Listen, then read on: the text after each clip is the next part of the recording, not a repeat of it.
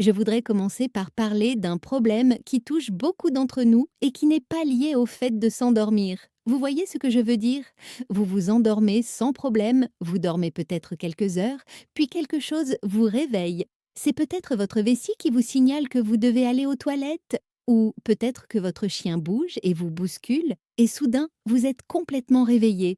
Et voici la partie frustrante. Vous n'arrivez pas à vous rendormir. C'est étrange, car pendant la journée, vous ne vous sentez pas particulièrement anxieux, mais allongé là, à 2 heures du matin, tout semble s'accumuler dans votre esprit. Il existe des explications neurologiques à ce phénomène. Ce n'est ni aléatoire ni insignifiant. Lorsque votre cerveau est au repos et que quelque chose vous réveille, même légèrement, on parle alors de micro-éveil. Ces petits réveils peuvent en fait déclencher l'activation de votre métabolisme. Ainsi, même si rien d'important ne vous a réellement dérangé, votre corps passe soudainement à un état plus alerte, ce qui rend incroyablement difficile de se rendormir. Des recherches très intéressantes ont été menées sur un acide aminé appelé glycine et sur la manière dont il pourrait aider à résoudre ces problèmes précis. Je vais vous expliquer ce que c'est, comment cela fonctionne et surtout comment vous pouvez l'utiliser efficacement. Je tiens également à m'assurer que vous comprenez bien le dosage approprié, car c'est très important. Une étude publiée dans une revue spécialisée dans le sommeil et les rythmes biologiques a montré assez clairement que la prise de glycine sous forme de complément alimentaire améliorait presque tous les marqueurs étudiés par les chercheurs en matière de qualité du sommeil. Voici comment ils ont mené leur étude. Ils ont recruté des personnes qui avaient de mauvaises habitudes de sommeil ou qui ne dormaient tout simplement pas bien et leur ont donné 3 grammes de glycine. Ils ont découvert que cela améliorait de nombreux marqueurs subjectifs du sommeil. Les mesures tout subjectives seront certes précieuses, mais elles signifient essentiellement que les chercheurs ont demandé aux participants comment ils estimaient avoir dormi, ce qui repose sur la perception des personnes. Ce qui est vraiment fascinant, c'est que d'autres études montrent que même lorsque les personnes dormaient bien selon des mesures objectives, tels que les trackers de sommeil ou les moniteurs d'activité cérébrale, si elles pensaient avoir mal dormi, elles subissaient les mêmes effets négatifs que si elles n'avaient vraiment pas bien dormi. Notre perception de la qualité de notre sommeil a donc vraiment de l'importance. Notre esprit a plus de pouvoir sur cela que nous ne le pensons. Mais revenons à l'étude sur la glycine. Les chercheurs ont découvert qu'elle aidait les gens à entrer plus rapidement en phase de sommeil paradoxal. C'est extrêmement important car vous pouvez théoriquement dormir 8 heures, mais si vous mettez 4 heures à entrer en phase de sommeil paradoxal, vous passez à côté des phases véritablement réparatrices où se produisent la consolidation de la mémoire et d'autres processus essentiels. L'étude a montré que le lendemain, ces personnes étaient plus éveillées et avaient une meilleure mémoire. Elles consolidaient leurs souvenirs plus efficacement, ce qui est l'un des principaux objectifs du sommeil paradoxal. Nous pouvons donc affirmer que la glycine est particulièrement utile pour cette phase de sommeil paradoxal. Mais cela nous amène à nous demander pourquoi cela fonctionne. Et si nous comprenons le mécanisme, nous pouvons déterminer comment l'utiliser le plus efficacement possible. La glycine elle-même n'est qu'un simple acide aminé, l'un des éléments constitutifs des protéines. Mais la principale raison pour laquelle elle semble agir sur le sommeil est liée à son impact sur la régulation de la température corporelle. Au premier abord, on pourrait penser que la régulation de la température corporelle signifie simplement qu'elle affecte le flux sanguin quelque part dans le corps, et nous en avons vu la preuve. Des recherches, menées à la fois sur des rongeurs et des humains, suggèrent que la glycine redirige le flux sanguin vers les extrémités, comme les mains et les pieds. Dans les études sur les rongeurs, cela est très clair. On peut voir le flux sanguin se rediriger vers leurs pattes tandis que leur température corporelle centrale diminue. Mais cette observation seule n'explique pas entièrement ce qui se passe. Il doit y avoir un phénomène neurologique. Si l'on examine de plus près les études menées sur les rongeurs, elles sont assez révélatrices. Les rats ont montré une augmentation du flux sanguin vers leurs pattes, une meilleure qualité de sommeil globale, une amélioration du sommeil paradoxal et une augmentation des pics appelés fuseaux du sommeil pendant le sommeil paradoxal, ce qui indique une meilleure qualité de sommeil. Ils avaient en fait besoin de moins de temps de sommeil total tout en étant bien reposés. Dans l'ensemble, cela a donc très bien fonctionné. Mais les chercheurs sont allés plus loin, ils voulaient comprendre le mécanisme, ils ont donc bloqué un récepteur appelé NMDA dans le cerveau et ont également endommagé une zone appelée noyau suprachiasmatique. Évidemment, ce type d'expérience ne peut pas être réalisé sur des humains pour des raisons éthiques et il est assez invasif même pour la recherche animale, mais il nous aide à comprendre ce qui se passe. Lorsqu'ils ont fait cela, la glycine n'avait plus d'effet sur le sommeil ou sur la redirection du flux sanguin. Qu'est-ce que cela signifie concrètement? Cela nous indique que la glycine agit sur des parties spécifiques du cerveau qui déclenchent la circulation sanguine vers les extrémités et cible également les régions du cerveau impliquées dans notre sentiment de calme et d'anxiété. Il ne s'agit donc pas simplement d'un acide aminé qui redirige passivement le flux sanguin, elle influence en fait les zones de notre cerveau qui régulent l'anxiété et notre réponse au stress. Permettez-moi maintenant d'aborder un sujet qui pose un réel problème à de nombreuses personnes, y compris moi-même. Comment la glycine peut-elle aider à réduire les visites aux toilettes au milieu de la nuit? Je vais être tout à fait honnête avec vous, si je n'avais pas à me lever pour aller aux toilettes au milieu de la nuit, je dormirais probablement d'une traite. Je me réveille généralement vers 2 heures du matin pour uriner. Lorsque cela se produit, plusieurs choses se produisent. D'une part, j'ai beaucoup de mal à me rendormir après. Nous avons également un chiot qui remarque que je suis réveillée, ce qui crée d'autres complications. Mais existe-t-il des preuves concrètes que la glycine peut réduire l'émission nocturne? Une étude publiée dans une revue sur la médecine complémentaire et alternative s'est penchée spécifiquement sur cette question.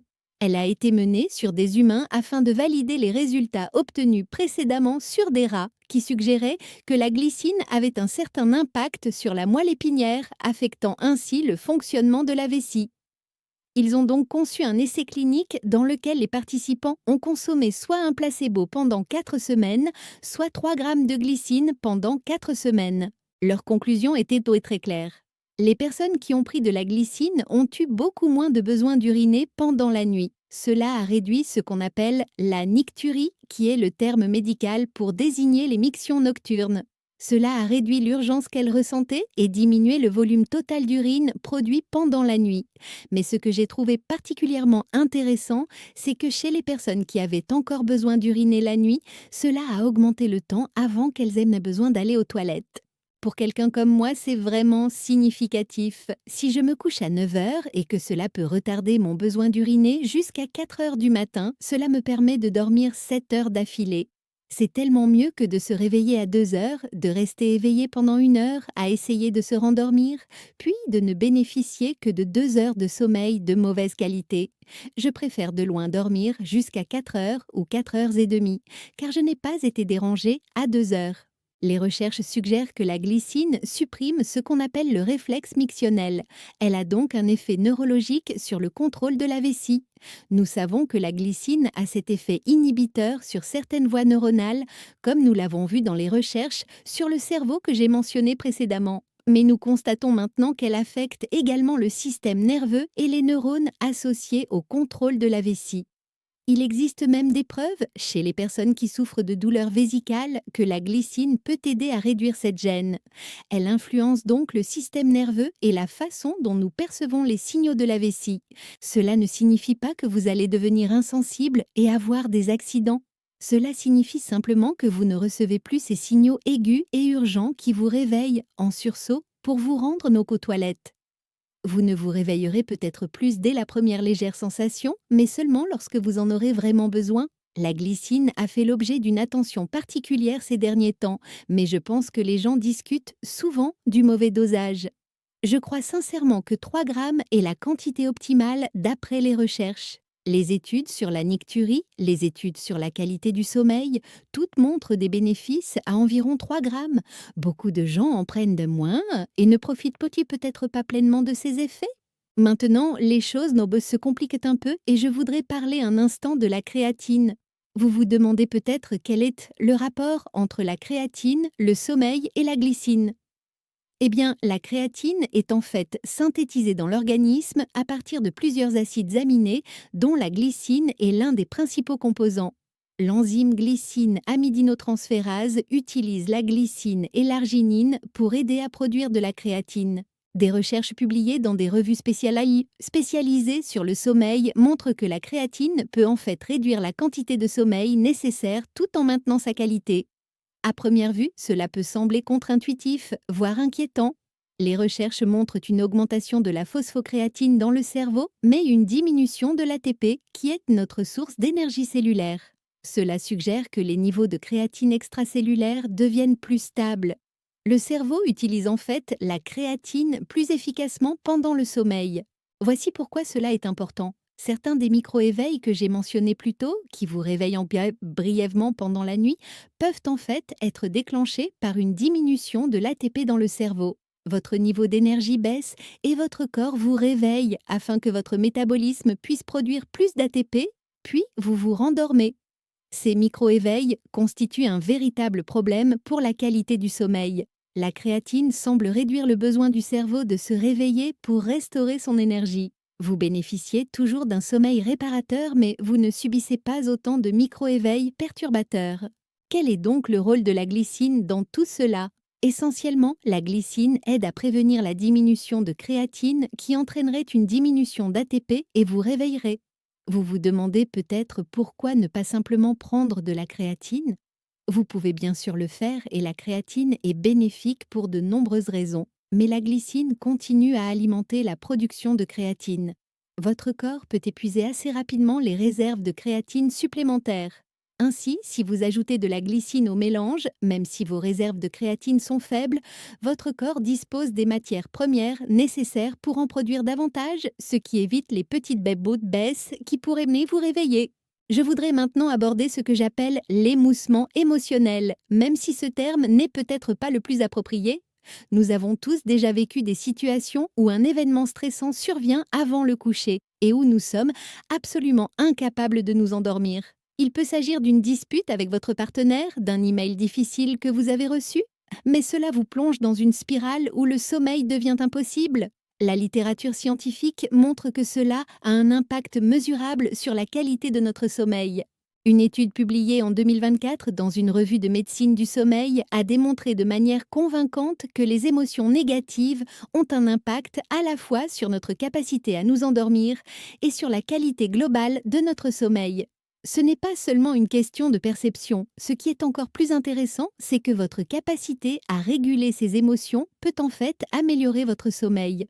Ce n'est donc pas seulement l'émotion négative elle-même, comme la dispute ou l'événement stressant, mais votre capacité à prendre mentalement du recul par rapport à cette émotion qui peut en fait améliorer la qualité de votre sommeil. L'émotion crée une certaine énergie, mais votre relation à celle-ci est extrêmement importante. La glycine peut en fait aider à atténuer les réactions émotionnelles. Je ne dis pas qu'elle vous détache de vos émotions de manière malsaine, mais elle peut avoir un léger effet tampon. Une étude intéressante a été menée dans le domaine de la recherche aquacole sur des poissons, ce qui peut sembler inhabituel, mais qui a en fait constitué une première étape importante. Les chercheurs ont remarqué que lorsque ces poissons recevaient de la glycine, il y avait une diminution mesurable du cortisol circulant, qui est l'une de nos principales hormones de stress. De nombreuses personnes ont rapporté des expériences similaires, affirmant se sentir plus calmes et moins stressées lorsqu'elles prennent de la glycine.